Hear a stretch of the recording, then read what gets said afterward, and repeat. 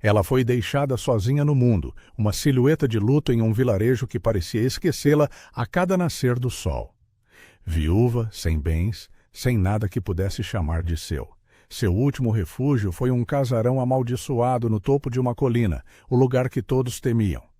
O que ela encontrou lá não era um fantasma, nem uma maldição, mas uma vida, um grito fraco que mudaria seu destino para sempre. Você consegue realmente imaginar essa dor? Uma mulher jovem, enfrentando o luto mais cortante, a solidão mais profunda e o medo paralisante, apenas para descobrir que bem ali, perto daquela casa maldita, havia um futuro improvável, uma família esperando por ela. Parece o enredo de um romance antigo, mas essa história, meus amigos, aconteceu de verdade, no interior do Brasil do século XIX, por volta de 1850.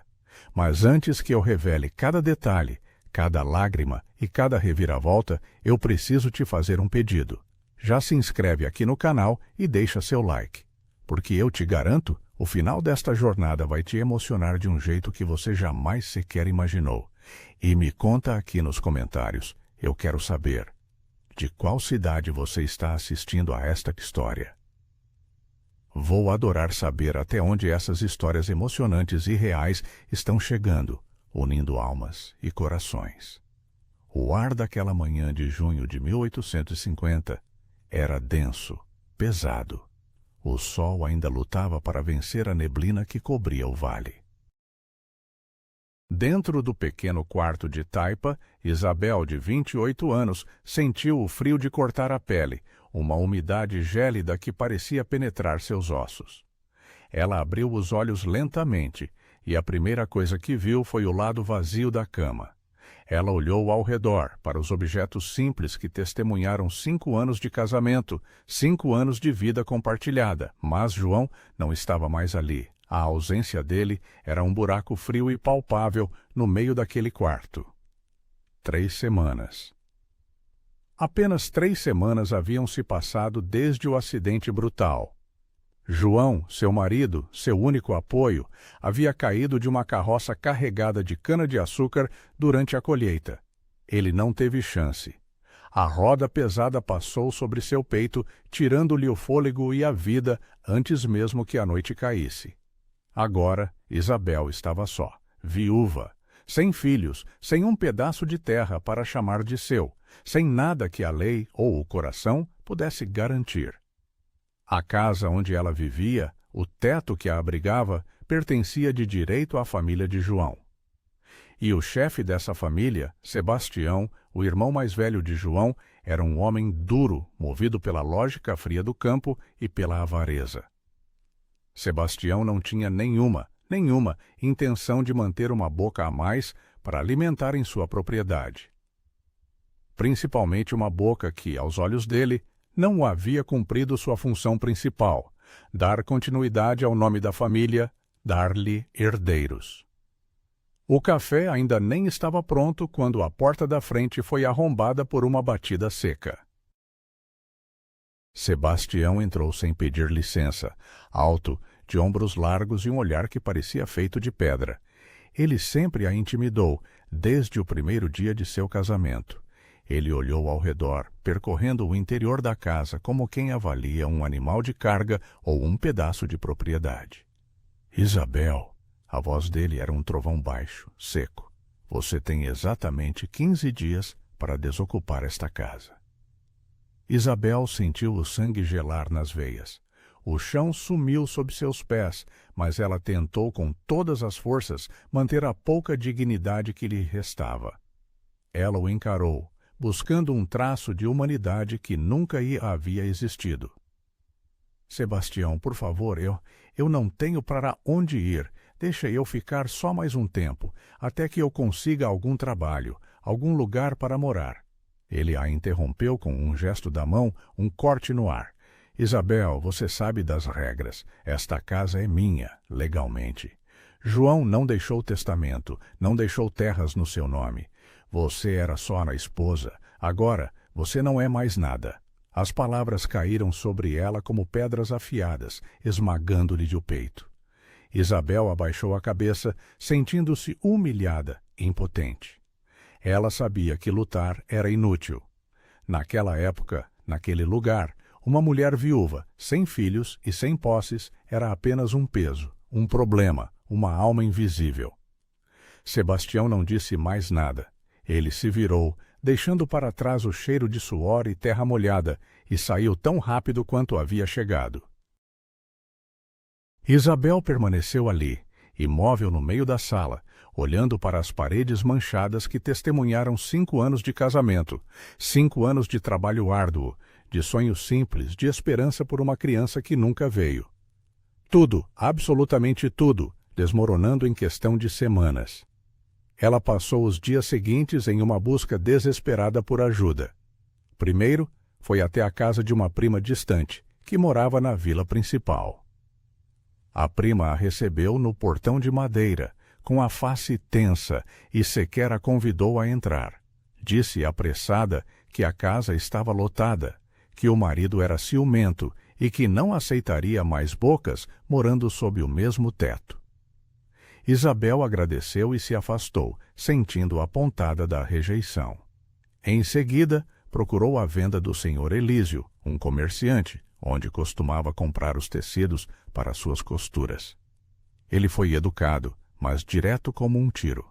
Dona Isabel, os tempos estão difíceis, não tenho trabalho para oferecer, sinto muito. Sua última esperança foi Dona Palmira, uma senhora que sempre lhe dispensou sorrisos gentis na igreja. Dona Palmira a recebeu com pena nos olhos, segurou suas mãos por um instante, mas logo suspirou, abatida.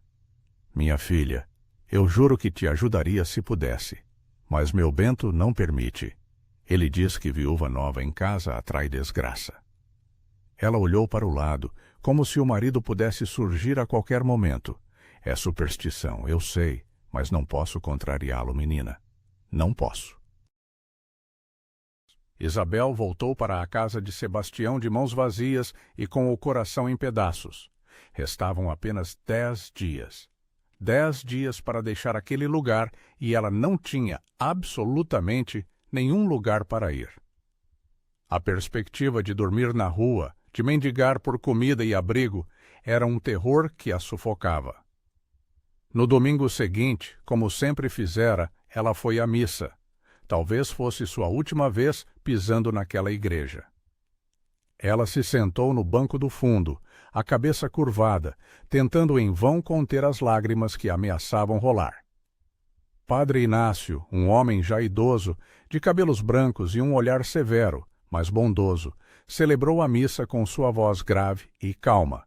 Ele conhecia cada alma daquele vilarejo. Após a bênção final, enquanto os fiéis saíam em silêncio, Padre Inácio a chamou, com um gesto discreto. Minha filha, fiquei sabendo da sua situação. Sebastião me procurou, disse que você precisa desocupar a casa. Isabel apenas confirmou com um aceno de cabeça. Estava sem forças para falar. Eu tenho uma solução para você, disse o padre, a voz baixa. Não é a melhor das soluções, não é o ideal, mas é melhor do que ficar desabrigada nas ruas. Isabel ergueu os olhos e um lampejo de esperança, minúsculo, mas presente, atravessou seu rosto pálido. Existe uma casa no alto da colina, a uns 3 quilômetros daqui. A Casa da Colina. Isabel sentiu um arrepio instantâneo. Claro que ela tinha ouvido falar. Todo mundo no vilarejo, até as crianças, conheciam a Casa da Colina. Era uma construção imponente, antiga, abandonada há mais de 20 anos. Diziam que era mal assombrada, que à noite podiam-se ouvir gritos aterrorizantes, que luzes estranhas pairavam nas janelas. Ninguém, absolutamente ninguém, se atrevia a se aproximar daquele lugar ao cair da noite. Padre, eu ouvi as histórias. Dizem que aquela casa... Padre Inácio levantou a mão, interrompendo sua voz trêmula. São apenas histórias, minha filha. Pura superstição e folclore. Aquela casa pertenceu a uma família rica, os Tavares. Eles se foram de lá há muitos anos, depois de uma tragédia familiar terrível. A casa está vazia desde então, mas é sólida, tem teto, tem paredes firmes. Pode ser seu abrigo, pelo menos por enquanto. Mas, padre, por que ninguém mora lá? Por que ela foi simplesmente abandonada? Porque as pessoas têm medo do que não conseguem entender, respondeu o padre, a voz firme. Houve uma desgraça com aquela família, sim, e o povo associou a casa ao azar. Mas eu conheço a história verdadeira e posso lhe garantir que não há nada de sobrenatural ali. Apenas tristeza, apenas passado. Isabel engoliu em seco, a garganta seca. A ideia de morar sozinha, completamente isolada, naquela casa lhe dava calafrios. Mas o que mais ela poderia fazer? Mendigar na beira da estrada? Eu posso morar lá? A família Tavares não se importa? Antônio Tavares, o único herdeiro vivo, já me deu autorização há muito tempo para que a casa seja usada por quem precisar. Ele não se importa. Mora na fazenda dele, do outro lado da vila. Isabel fechou os olhos e respirou fundo. Ela não tinha mais escolha. A alternativa era a ruína total. Eu aceito, padre. Agradeço do fundo do coração. Padre Inácio assentiu, um alívio discreto em seu olhar. Vou providenciar a chave. Você poderá se mudar no final desta semana. 3 dias depois, no final da tarde, Isabel estava parada em frente à imponente e sombria Casa da Colina. Ela trazia consigo apenas uma trouxa de roupas e alguns poucos pertences de valor sentimental. A casa, na verdade, era muito maior do que ela havia imaginado. Uma construção de 2 andares, com paredes de taipa grossa que um dia foram brancas, mas que agora estavam descascadas, manchadas e escuras pelo tempo. As janelas estavam fechadas, algumas seladas por madeiras pregadas, como se estivessem lacrando um segredo. O portão de ferro, enferrujado e gigantesco, rangeu alto, como um grito de protesto, quando ela o empurrou com força. Isabel caminhou devagar pelo terreno coberto de mato alto e silencioso. Havia um poço antigo, árvores frutíferas que cresciam selvagens e esquecidas, e um pequeno curral de pedra, agora vazio. Tudo estava coberto por uma espessa camada de silêncio, um silêncio opressor. Com a chave pesada que o padre lhe havia dado, ela destrancou a porta principal. A porta rangeu mais uma vez, um som alto e agudo, como se a casa estivesse despertando de um sono de décadas. Um cheiro forte de mofo, poeira e umidade invadiu suas narinas, fazendo-a tossir. Isabel entrou cautelosamente. A sala principal era vasta, um espaço cavernoso. Havia alguns móveis cobertos por panos velhos, fantasmas silenciosos envoltos em poeira. Uma mesa enorme, cadeiras quebradas, um armário tombado no canto. As paredes exibiam manchas escuras de infiltração, como cicatrizes de um passado doloroso.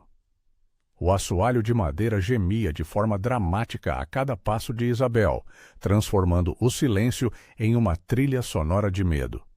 Ela subiu as escadas com cuidado, testando o peso em cada degrau. O segundo andar tinha 4 quartos. Ela escolheu o menor, que milagrosamente tinha uma janela voltada para o leste, oferecendo uma vista distante do vilarejo. Pelo menos, pensou, poderia ver as luzes das casas acesas à noite e não se sentir completamente isolada. Isabel limpou o quarto da melhor maneira possível. Varreu a poeira espessa, abrindo a janela para que o ar gelado e limpo circulasse. Estendeu seu fino cobertor no chão, já que a cama velha estava carcomida e instável. Acendeu uma única vela, e a pequena chama tremulante foi a única luz e calor na escuridão daquela noite. Assim se passou a primeira noite na Casa da Colina. O silêncio era esmagador, mas aterrorizante.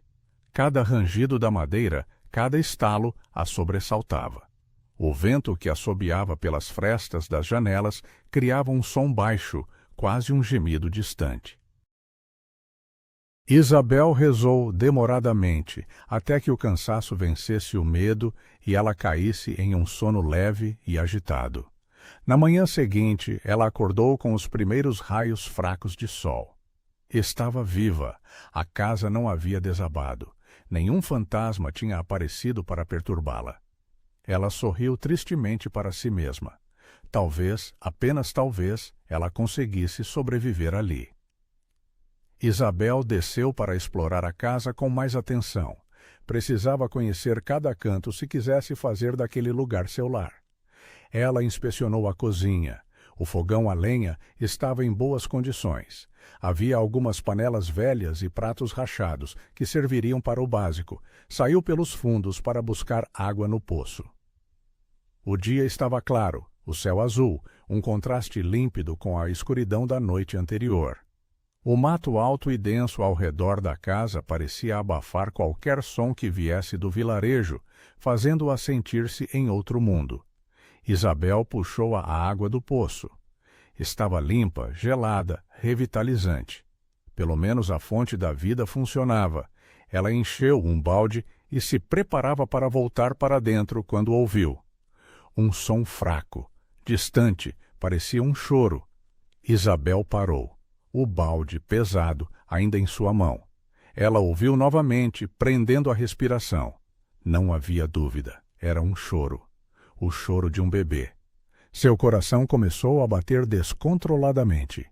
De onde vinha aquilo? Ela olhou ao redor, vasculhando o matagal e o terreno. Não havia ninguém. A casa mais próxima ficava a quilômetros de distância, mas o choro continuou. Fraco, sutil, mas persistentemente real. Isabel largou o balde no chão com um baque e seguiu o som.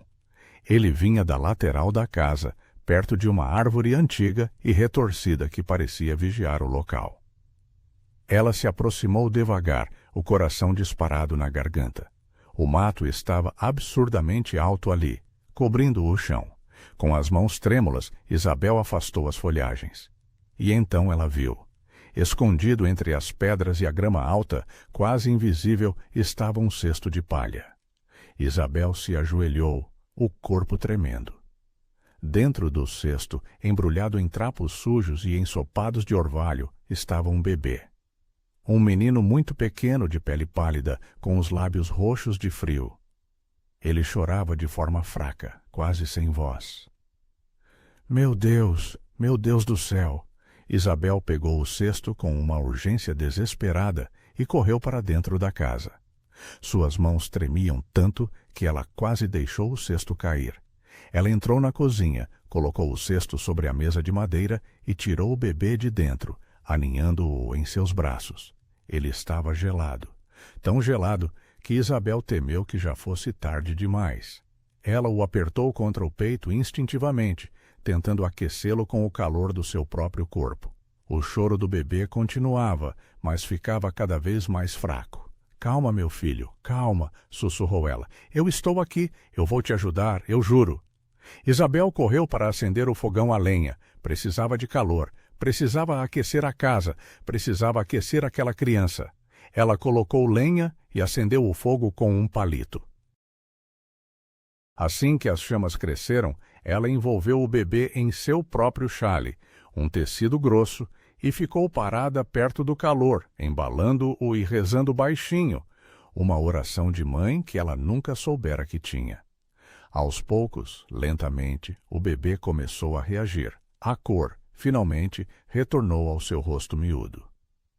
O choro, antes fraco, ficou mais forte, mais vivo, um som que, para Isabel, era a melodia da vida.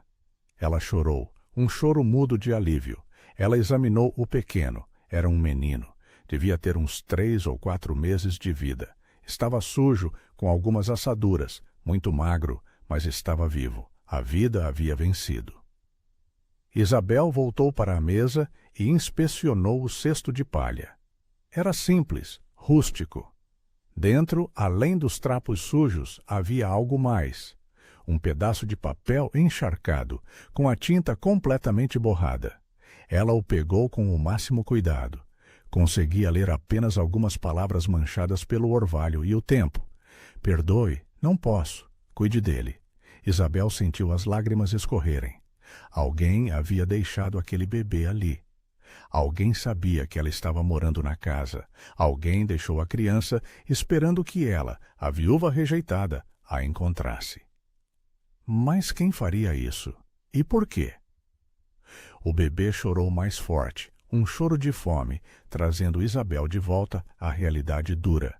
Ele precisava de leite, precisava de cuidados urgentes, e ela não tinha leite, não tinha nada para alimentar um recém-nascido. Ela olhou pela janela. O sol já estava alto. Precisava ir até o vilarejo. Precisava de ajuda. Ela enrolou o bebê da melhor forma que pôde, colocou-o de volta no cesto e o segurou firme. Desceu a colina em uma corrida desesperada. Cada minuto contava. Quando Isabel chegou ao vilarejo, as pessoas pararam o que estavam fazendo para olhar. Era uma cena chocante. A viúva, morando na casa amaldiçoada, correndo desesperada com um cesto nos braços. Ela não parou. Foi direto para a casa de Dona Laurita, a parteira mais experiente de toda a região. Dona Laurita, uma mulher baixa, forte, com cerca de 60 anos e mãos calejadas pela vida, estava no quintal estendendo roupas, quando viu Isabel se aproximar como um raio. "Menina, o que aconteceu? O que é isso que você tem aí?" Isabel mal conseguia respirar, a voz embargada pelo cansaço e a emoção. Ela colocou o cesto na frente de Dona Laurita. "Eu achei ele, perto da casa, em um cesto abandonado. Estava quase congelado. Por favor, me ajuda." Dona Laurita olhou dentro do cesto. Seu rosto, normalmente sereno, endureceu em uma máscara de choque e piedade. "Meu Deus do céu, onde você encontrou isso, Isabel?" "Perto da casa da colina, na lateral, entre as pedras. Alguém deixou ele lá." A parteira fez o sinal da cruz, a expressão sombria. "Casa amaldiçoada. Eu sempre soube que aquele lugar atraía a desgraça." "Por favor, Dona Laurita, me ajuda," implorou Isabel. "Ele precisa de leite, de cuidados. Eu não sei o que fazer." A parteira hesitou por um momento, olhando ao redor para se certificar de que ninguém estava espiando a cena. Então ela suspirou, tomando uma decisão. "Entra, rápido! Não quero que a metade da vila venha até aqui para fazer perguntas." Isabel entrou na casa pequena e limpa de Dona Laurita. A parteira examinou o bebê com suas mãos experientes. "Ele está desnutrido, muito fraco, mas vai sobreviver, minha filha. Você o encontrou a tempo, mas algumas horas e teria sido tarde demais. Vou preparar um mingau ralo para ele e vou te dar leite de cabra fresco. Você vai ter que alimentá-lo de colherinha, com paciência, até que ele ganhe força." Dona Laurita trabalhou rapidamente. Preparou o mingau, aqueceu o leite e mostrou a Isabel como alimentar a criança com cuidado. O menino comeu devagar, mas comeu. Era um sinal de esperança. "Este bebê foi abandonado de propósito, Isabel," disse a parteira séria. "Alguém sabia que você estava morando naquela casa. Mas quem seria capaz de tamanha crueldade? Quem deixaria um bebê para morrer de frio? Acontece mais do que você imagina, minha jovem," respondeu Dona Laurita, a voz cheia de tristeza. "São mulheres que engravidam fora do casamento, escravas que não podem criar os filhos, gente pobre sem condição de alimentar mais uma boca. Elas deixam os bebês em cestos, na esperança desesperada de que alguém de bom coração encontre. Às vezes encontram, às vezes não." Isabel olhou para o bebê em seus braços. Ele estava dormindo, o rostinho finalmente relaxado. "Eu não posso deixá-lo, não vou entregá-lo para morrer em um orfanato ou ser levado para longe." Dona Laurita encarou-a com seriedade. "Isabel, você sabe o que está fazendo?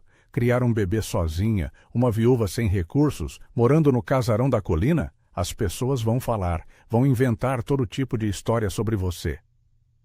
"Deixem que falem," respondeu Isabel, a voz ganhando uma firmeza que ela não sentia desde a morte de João. "Eu encontrei este menino. Deus colocou ele no meu caminho. Eu vou cuidar dele." Dona Laurita suspirou, mas havia uma faísca de admiração em seus olhos. "Você é corajosa, menina, ou louca, talvez as duas coisas. Leve este saco. Tem leite, farinha e um pano limpo. Você vai precisar de tudo. E volte daqui a 3 dias para que eu possa examiná-lo. Isabel agradeceu emocionada e voltou para a casa da colina com o bebê e os mantimentos. Pela primeira vez, desde o luto de João, ela não se sentiu completamente sozinha. Tinha um propósito. Tinha uma vida para salvar e amar. Nos dias seguintes, Isabel se dedicou de corpo e alma ao bebê. Ela o alimentava a cada 3 horas, limpava-o e trocava os panos que usava como fraldas. O menino estava reagindo bem, ganhando peso e cor rapidamente. Isabel o batizou de Miguel. Não sabia por quê, mas o nome simplesmente surgiu em sua mente e parecia certo, forte, como um anjo protetor. Mas as perguntas persistiam, girando em sua cabeça como moscas. Quem era a mãe de Miguel? Por que ela o abandonou justamente ali, perto daquela casa assombrada? E o bilhete, o que mais estava escrito naquelas palavras borradas? Certa tarde, enquanto Miguel dormia tranquilamente no cesto, que agora servia de berço improvisado, Isabel desceu à vila mais uma vez. Ela foi até a venda do senhor Elísio. Ele estava organizando sacos de farinha quando ela entrou. — Dona Isabel, como vai? Ouvi dizer que a senhora encontrou um bebê. A notícia, como sempre, havia corrido rápido demais na pequena comunidade. — É verdade, senhor Elísio. Eu queria lhe perguntar uma coisa. O senhor conhece a história da Casa da Colina? Por que ela foi abandonada? De verdade. O homem parou o que estava fazendo e ficou em silêncio por um longo momento, o rosto enrugado pela lembrança. É uma história triste, dona Isabel. Aconteceu há uns 20 anos. A família Tavares era uma das mais ricas da região. Tinham aquela casa grande, terras e escravos. Mas houve uma tragédia familiar terrível. Que tipo de tragédia? A filha mais nova, a Beatriz, se apaixonou por um homem casado da cidade vizinha e engravidou. O pai dela, o velho Tavares, ficou cego de fúria e vergonha. Expulsou a menina de casa. E o que aconteceu com ela? Ela foi morar com uma tia distante em outro vilarejo. Morreu no parto, dizem. E o bebê? O senhor Elísio fez uma pausa dramática. Dizem que o bebê também morreu, mas ninguém soube ao certo. Teve gente que disse que a criança foi dada para adoção em segredo. Outros dizem que foi deixada para morrer. Ninguém nunca viu, ninguém confirmou nada. Depois disso, o velho Tavares enlouqueceu de remorso. Morreu pouco tempo depois. A esposa também. A casa foi fechada e lacrada. O único filho que restou, Antônio, herdou tudo. Mas ele nunca, jamais, quis voltar para aquela casa. Ele construiu uma fazenda do outro lado da vila e vive lá até hoje. Antônio Tavares. Isabel memorizou o nome, sentindo a história se encaixar como peças de um quebra-cabeça sombrio. Ele é casado? Tem família? Era. A esposa dele morreu de febre há uns 10 anos. Ele vive sozinho. É um homem muito calado, solitário. Um bom patrão, dizem, mas guarda muita dor e sofrimento. Isabel agradeceu e voltou para casa. A história estava começando a fazer sentido, mas ainda havia muitas pontas soltas. Por que a mãe de Miguel deixaria o filho no mesmo local de uma tragédia passada, 20 anos depois? Mais uma semana se passou. Miguel estava crescendo visivelmente. Tornava-se mais forte, mais rechonchudo, seus pequenos músculos se desenvolvendo. Isabel havia conseguido alguns trabalhos de costura com as mulheres da vila. O pagamento era pouco, mas ajudava a comprar o leite de cabra e a farinha. Ela estava sobrevivendo, não mais a viúva rejeitada, mas a mãe de um milagre. Em uma tarde de sol forte, o silêncio da colina foi quebrado pelo som seco de um cavalo se aproximando. Isabel saiu para a varanda improvisada. Um homem alto desmontava. Ele tinha ombros largos, cabelos escuros com fios grisalhos nas têmporas. Vestia roupas simples, mas de boa qualidade. E seu rosto era marcado pelo sol e pelo tempo, um olhar pesado, carregado. — Boa tarde, disse ele, a voz grave e calma. A senhora é Dona Isabel? Sou eu, sim, respondeu Isabel, o coração acelerando. Meu nome é Antônio Tavares. Eu sou o dono desta casa. Finalmente! O herdeiro da tragédia estava ali. Ela fez um gesto convidativo. Entre, por favor. Antônio entrou, olhando ao redor da casa que não via há tantos anos. Seus olhos percorreram a sala e Isabel podia ver que eles estavam carregados de lembranças dolorosas. Padre Inácio me contou que a senhora está morando aqui e que encontrou um bebê. Eu encontrei, sim, um menino. Estava em um cesto de palha, abandonado ao lado da casa, quase morto de frio. Posso vê-lo? Isabel foi até o quarto e voltou com Miguel nos braços. O bebê estava acordado, olhando para Antônio com seus olhos grandes e curiosos. Antônio ficou parado, observando a criança. Seu rosto se transformou. Havia uma dor profunda e visível ali. Ele se parece com ela, murmurou Antônio, a voz embargada. Com quem? Com a minha irmã, Beatriz. Ela tinha esses mesmos olhos, essa mesma boca. Isabel sentiu um nó na garganta. O senhor acha que ele pode ser... Não sei, não sei. Minha irmã morreu há 20 anos, e o bebê dela, dizem que morreu também. Mas nunca houve certeza. Ninguém viu o corpo. Ninguém confirmou. Antônio sentou-se pesadamente em uma cadeira quebrada. Parecia ter envelhecido 10 anos em segundos. Isabel, posso lhe contar algo? Algo que nunca revelei a ninguém? Claro. Quando minha irmã foi expulsa de casa pelo meu pai, eu tentei ajudá-la.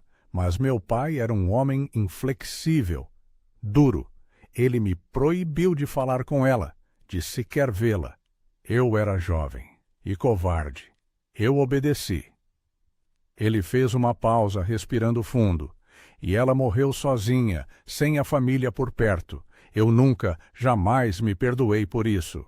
Antônio limpou uma lágrima que escorreu por seu rosto marcado. Depois que meu pai morreu, eu tentei descobrir o paradeiro do bebê. Mas ninguém sabia nada. A tia que acolheu minha irmã disse que a criança nasceu morta. Mas eu sempre tive minhas dúvidas. Sempre achei que ela estava mentindo. Que talvez a criança tivesse sido dada, ou pior, abandonada. Isabel olhou para Miguel, que brincava com seus próprios dedinhos, alheio a toda aquela história. Mas, senhor Antônio, se seu sobrinho nasceu há 20 anos, não pode ser este bebê. Este tem apenas alguns meses de vida. Eu sei, mas era comum naquela época. Mulheres que engravidavam e não podiam criar os filhos, deixavam os bebês em cestos, às vezes na porta das igrejas, às vezes em encruzilhadas, sempre na esperança de que alguém de bom coração encontrasse. Ele olhou para Isabel, um sorriso triste se formando, e alguém de bom coração encontrou. Senhor Antônio, disse Isabel, lembrando-se do papel. Eu encontrei um papel no cesto. Estava borrado, mas dava para ler. Perdoe, não posso. Cuide dele. Antônio pediu para ver o papel. Isabel foi buscá-lo, guardado em uma gaveta. Ele segurou o papel com cuidado, tentando decifrar a caligrafia. Essa letra. Eu conheço essa letra. De quem é? Antônio ficou em silêncio por um longo tempo. Então disse baixinho. É da Josefa. Josefa? Quem é Josefa? Ela foi escrava aqui em casa. Meu pai a alforriou antes de morrer. Ela trabalhava na cozinha. Eu a ajudei a conseguir um lugar para morar na vila. Perdi o contato com ela há uns anos. E ela estava grávida? Eu não sabia, mas faz sentido. Josefa era muito reservada. Se engravidou e não podia cuidar da criança. Ela conhecia esta casa. Sabia que ninguém vinha aqui. Talvez tenha ouvido falar que a senhora estava morando aqui agora. Isabel sentiu a verdade fria se encaixar completamente. Ela deixou o bebê aqui, esperando que eu o encontrasse. Exatamente, e a senhora encontrou. A senhora salvou esta criança.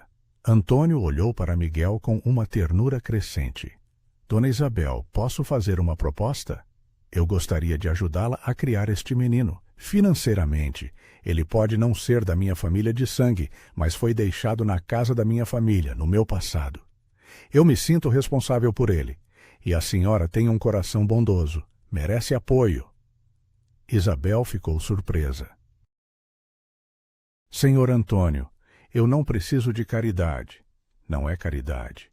É reparação. Por tudo o que minha família deixou de fazer no passado. Por todas as crianças que poderiam ter sido ajudadas e não foram. Deixe-me ajudar esta. Isabel olhou para Miguel, depois para Antônio. Havia sinceridade em seus olhos. Está bem, aceito, mas só até eu conseguir me sustentar sozinha. Combinado. Assim começou uma amizade improvável, ligada por um bebê e por uma casa de fantasmas. Antônio começou a visitar Isabel e Miguel regularmente. Ele trazia mantimentos, roupas, remédios. Mas, mais do que isso, trazia companhia. Antônio conversava com Isabel sobre a vida, sobre o passado que ele tanto lamentava e sobre o futuro incerto de Miguel. Isabel descobriu que ele era um homem bom, gentil, mas extremamente solitário. Sua esposa havia morrido de febre havia 10 anos, e eles nunca tiveram filhos. Sua casa grande na fazenda era vazia e silenciosa. Antônio, por sua vez, descobriu a força de Isabel, uma mulher corajosa, de fé profunda. Ela lhe havia enfrentado o luto, a rejeição e o medo, e não apenas sobreviveu, mas encontrou um propósito maior ao salvar Miguel. Miguel crescia saudável e feliz. Começou a engatinhar, a balbuciar, a sorrir. Sua presença iluminava a casa da colina. O lugar que antes era símbolo de medo e tristeza, agora ressoava com risadas, com vida. Mas a paz estava prestes a ser quebrada. Certa manhã, Isabel recebeu uma visita inesperada. Era o delegado da vila, acompanhado de uma mulher que ela nunca tinha visto. Dona Isabel, sou o delegado Cardoso. Esta aqui é Dona Francisca Tavares. A mulher, magra, de rosto fino e olhar gélido, olhou para Isabel com desprezo mal disfarçado. — Onde está a criança? Perguntou Francisca, a voz dura. — Por quê? Porque eu vim buscar o que é meu. Este bebê, seja ele quem for, é da família Tavares. Eu sou prima de Antônio. Tenho direito legal sobre qualquer criança que possa estar relacionada à nossa família. O delegado entregou um papel a Isabel. É uma ordem judicial, Dona Isabel. A senhora não tem direito legal sobre esta criança. Terá que entregá-la. Isabel sentiu o mundo desabar. Ela apertou Miguel contra o peito. Não, não, eu o salvei. Ele ia morrer. Eu cuidei dele todos esses meses. Francisca deu um sorriso frio. E eu agradeço por isso. Mas agora ele será criado por quem tem o direito. Por sangue. Isabel olhou para o delegado. Delegado, por favor, ela não quer o menino, ela quer a herança que pode vir com ele. Francisca ficou vermelha de raiva. Como ousa? Eu sou uma Tavares. Você não passa de uma viúva sem nada. Não tem sequer casa própria. O delegado, visivelmente desconfortável, cumpriu seu dever.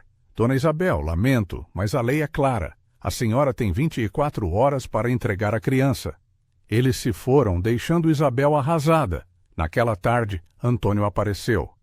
Isabel contou tudo, as lágrimas escorrendo. Ela não pode levá-lo, Antônio. Ela não se importa com Miguel, só quer causar confusão. Antônio estava furioso, mas manteve a calma. Francisca sempre foi gananciosa. Quando meu pai morreu, ela tentou contestar o testamento e falhou. Agora, ela está tentando usar Miguel para se aproximar da herança da família. — O que eu faço? Perguntou Isabel desesperada. Eu não tenho como lutar contra ela na justiça. Antônio ficou em silêncio por um longo tempo, os olhos fixos na parede manchada. Então, ele disse, a voz baixa, mas firme. Há uma maneira. Qual? Case-se comigo. Isabel ficou sem palavras. O quê? Francisca não tem direito sobre uma criança que está sendo criada por um casal legalmente casado. Se nos casarmos, Miguel se torna legalmente nosso filho. Ela não poderá fazer nada. Antônio, isso é loucura. Você mal me conhece. Eu conheço o suficiente. Sei que você é uma mulher boa, corajosa, de caráter inabalável. E eu estou cansado de viver sozinho. Não estou pedindo um casamento de amor, Isabel. Estou propondo um acordo. Um casamento de conveniência. Você terá um lugar seguro, recursos, proteção. Eu terei companhia. E, o mais importante, Miguel terá uma família, um lar legalmente constituído. Mas, e depois? Perguntou Isabel, a voz trêmula. E se você se arrepender? Nós cruzamos essa ponte quando chegarmos lá. Por enquanto, é a única solução que vejo. Você aceita? Isabel olhou para Miguel, que sorria para ela. Ela olhou para Antônio, que esperava com o rosto sério. Ela não tinha escolha. Aceito. O casamento aconteceu 3 dias depois, na igreja da vila. Foi uma cerimônia simples e rápida, com Padre Inácio, Dona Laurita e o Sr. Elísio como únicas testemunhas. Francisca tentou impedir, entrando com um recurso na justiça, mas o juiz decidiu a favor de Isabel e Antônio. O casamento era legítimo. Miguel estava legalmente sob a guarda do casal. Francisca deixou a vila furiosa, mas estava derrotada. Isabel e Miguel se mudaram para a fazenda de Antônio. A propriedade era grande, bonita, bem cuidada. Os primeiros dias foram estranhos. Isabel dormia em um quarto separado, como haviam combinado. Eles se tratavam com respeito e educação, mas havia uma distância formal entre eles. Miguel, no entanto, se adaptou rapidamente. Ele adorava a casa grande, os espaços abertos, os animais da fazenda. Ele começou a chamar Antônio de tio Tônio e logo depois de pai.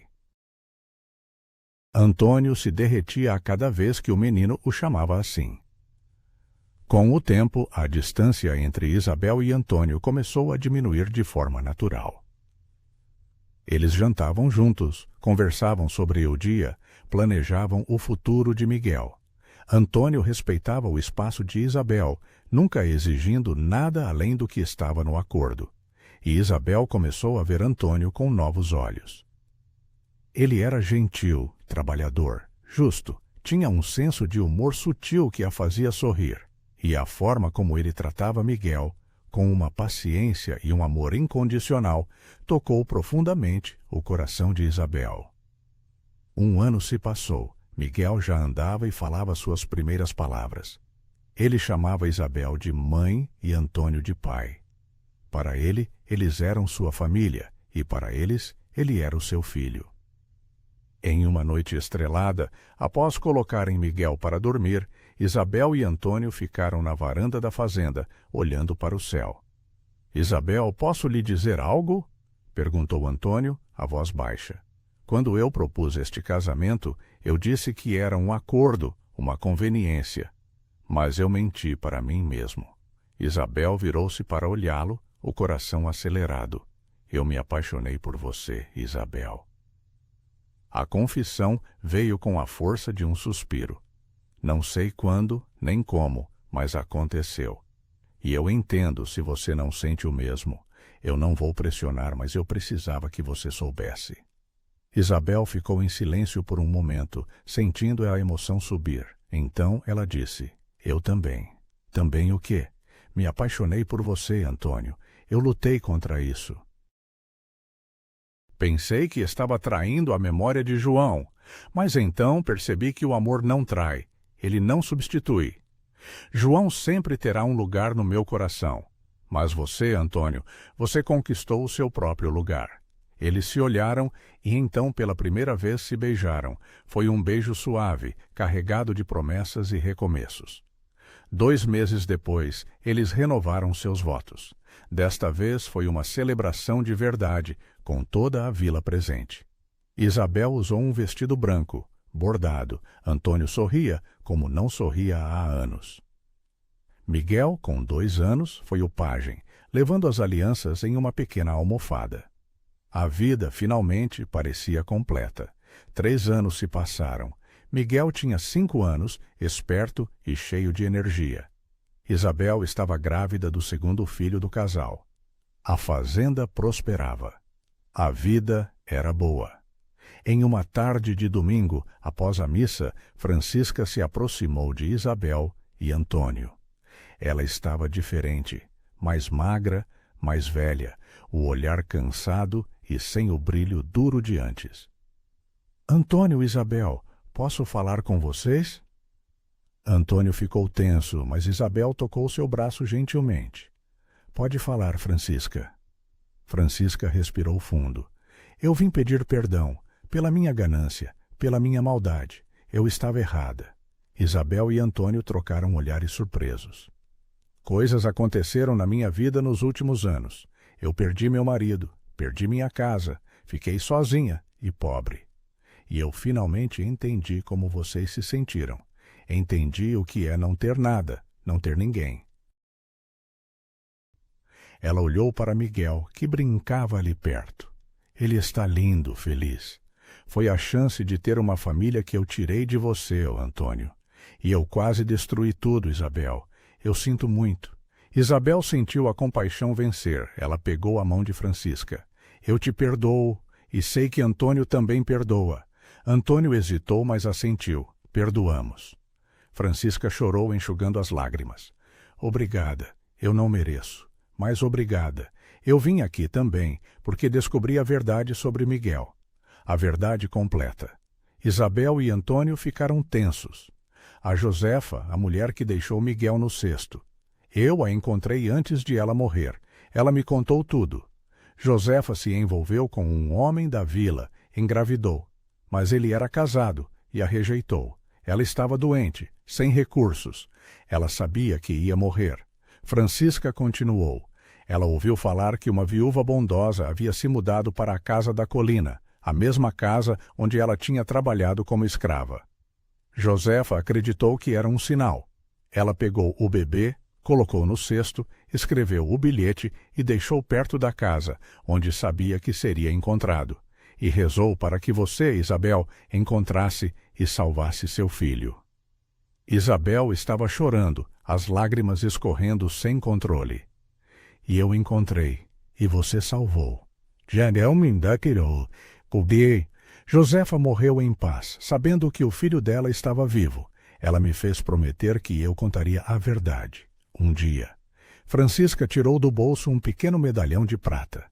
Ela me deu isso para entregar a vocês. Era dela. Ela usava todos os dias. Queria que Miguel tivesse, para se lembrar de onde veio. Isabel pegou o medalhão com as mãos trêmulas. Dentro havia uma foto desbotada de uma jovem mulher de sorriso tímido. Ela era linda, era e corajosa, assim como você, Francisca. Francisca se despediu e foi embora. Isabel guardou o medalhão em uma caixa especial, junto com o cesto de palha e o bilhete borrado. Eram as relíquias da história de Miguel. Os anos continuaram passando. Miguel cresceu forte e saudável. Ganhou 2 irmãos, Maria e João. Isabel realizou seu sonho antigo. Abriu uma escola na vila para crianças pobres. Antônio, inspirado por Isabel, reformou a casa da colina e a transformou em um orfanato. A casa que antes era símbolo de medo e tragédia, se tornou símbolo de esperança e recomeço. O cesto de palha foi pendurado na parede da fazenda. Todos que visitavam perguntavam sobre ele. E Isabel contava a história. Miguel, aos 15 anos, finalmente ouviu a verdade completa.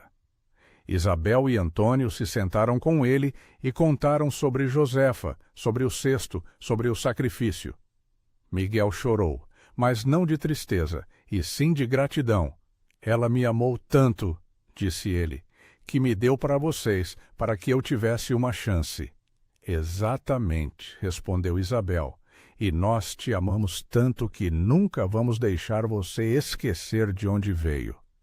Você é filho de Josefa, que te deu a vida, e é nosso filho, que recebemos com amor. Miguel abraçou os pais.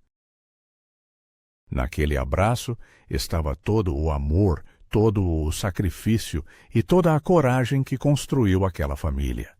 E assim, a história de Isabel, a viúva corajosa que enfrentou o medo, se encerra. Ela salvou uma vida inocente, abandonada em um cesto de palha, e encontrou um amor verdadeiro quando menos esperava. Esta história nos ensina que as maiores bênçãos da vida, muitas vezes, vêm dos lugares mais improváveis. A casa que todos rejeitaram se tornou o berço de uma família. O bebê que estava destinado à morte se tornou a ponte que uniu dois corações solitários. E você, o que achou desta história?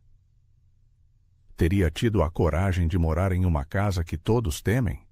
Teria salvado aquele bebê do cesto? Me conta aqui nos comentários.